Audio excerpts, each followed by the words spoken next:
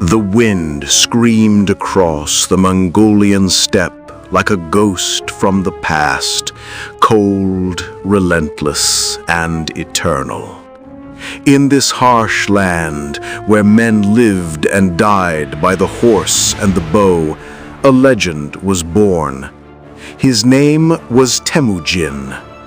The world would one day call him Genghis Khan, the man who would rise from nothing and bend half the earth to his will. But before he was a conqueror, he was a boy abandoned to hunger and death. He was born around 1162, beneath the open blue sky his people called sacred. His father, a tribal chief, was poisoned by enemies when Temujin was still a child.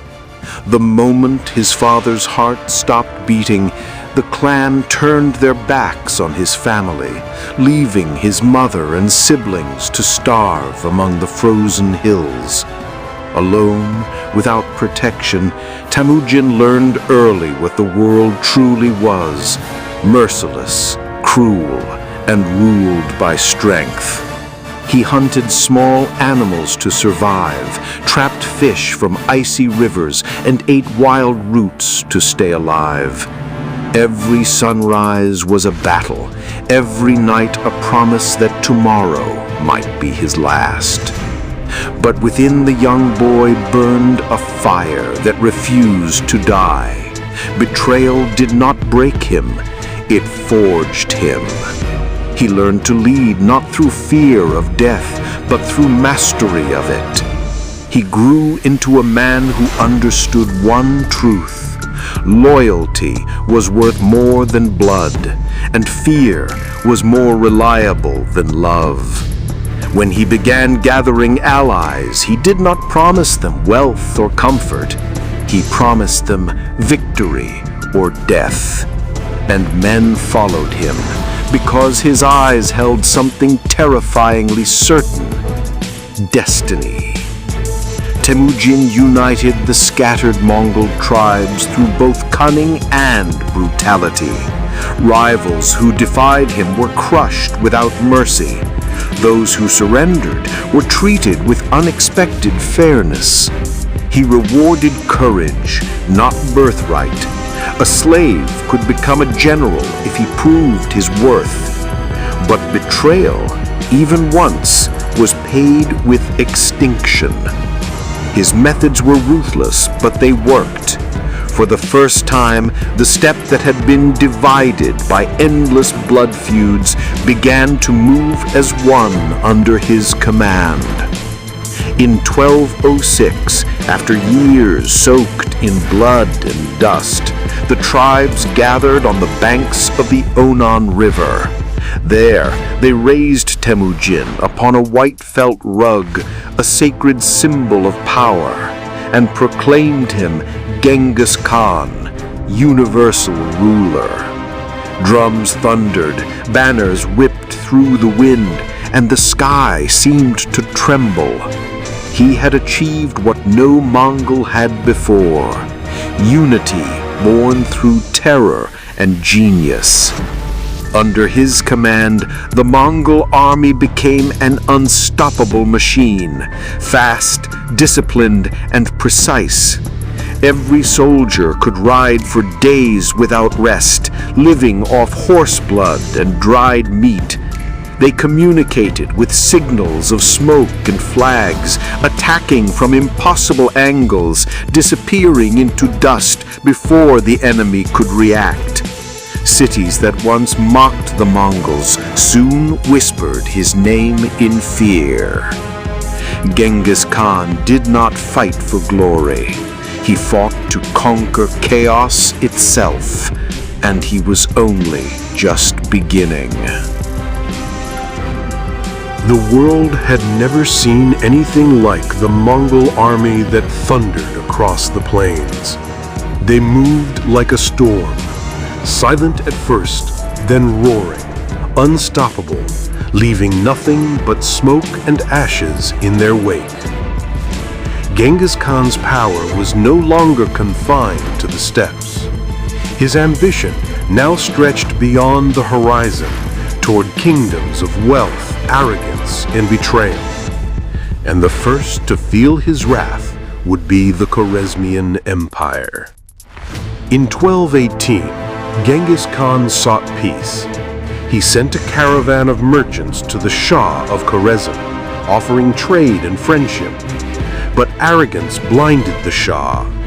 Believing the Mongols to be mere barbarians, he seized the caravan, executed the merchants, and mutilated the envoys sent to protest. That insult sealed the fate of an empire. When Genghis Khan received word of this treachery, he did not roar in anger. He simply looked toward the west and said, "The word of a single man has destroyed a nation." Then he prepared for war. What followed was not a campaign, it was annihilation. The Mongol army moved with precision that felt almost inhuman. They crossed vast deserts once thought impassable, surviving on horseblood and discipline. Their scouts mapped every fortress, every river, every weak point. When they struck with fire and thunder. The city of Otrar, where the insult began, was erased from the earth. Samarkand and Bukhara fell next, their defenders slaughtered or enslaved, their cities set aflame. Genghis Khan's fury was cold, methodical, and absolute. He spared scholars and craftsmen, but destroyed armies and rulers. "If you had not committed treachery," he told the captives, "I would have spared your city, but the punishment of betrayal is death." Fear became his greatest weapon. Word of his approach was enough to make cities surrender without a fight. Some opened their gates and offered tribute, only to be destroyed anyway. Reminders that no one could predict the will of the Khan. His armies were ghosts, appearing where no army should, vanishing before counterattacks could form. His generals Subutai and Jebe led campaigns that crushed enemies thousands of miles apart with terrifying synchronization. Even distant Europe began to tremble, whispering of horsemen who devoured kingdoms. But beneath the blood and conquest was a vision. Genghis Khan built order from ruin. He created laws that bound his vast empire, punished corruption, and protected merchants. He opened the Silk Road, connecting Asia and Europe under one rule for the first time in history. He allowed freedom of religion and banned torture, believing that fear should come from justice, not cruelty without reason. In 1227, during his campaign against the Western Xia, death finally came for him. Whether by injury, illness, or betrayal, no one truly knows. His followers buried him in secret beneath the eternal blue sky, his resting place hidden forever. When he died, the empire stretched from the Pacific Ocean to the Caspian Sea, the largest the world had ever seen. He had forged it from blood, will, and genius. His name became legend, his story a shadow that stretched across centuries. Genghis Khan, the man who conquered half the world, and in doing so, reshaped it forever.